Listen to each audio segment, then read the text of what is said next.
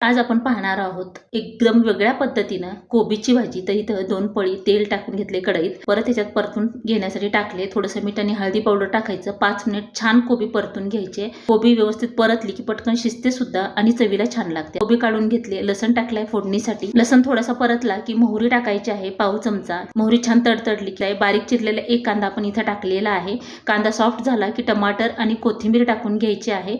म्हणजे छान ही परतून झालं की किंवा भाजीला छान चव येते. ते ही छान असं परतून घेतले 5 मिनिट आणि त्याच्यानंतर 1 चमचा लाल तिखट, अर्धा चमचा मीठ, पाव चमचा हळदी पावडर, 1 चमचा धने आणि जिरेची पावडर टाकून घेतले. आणि मॅगी मसाला हे मॅजिक न खाणारे सुद्धा आवडीने ही भाजी खातील. इथं अर्धी वाटी हरभऱ्याची डाळ 2 शिट्या करून घेतले. 5 मिनिट ग्रेव्ही शिजवून घेतले. आता आपण याच्यामध्ये कोबी टाकून 2 मिनिट परतून घेऊया, म्हणजे कोबीची चव छान लागते. आता ही डाळ सुद्धा याच्यात टाकायचे. तुमच्या आवडीनुसार कमी जास्त रस्सा बनवू शकता. एकदम परफेक्ट आणि मस्त चवीची झटपट होणारी ही भाजी आपली तयार झाली.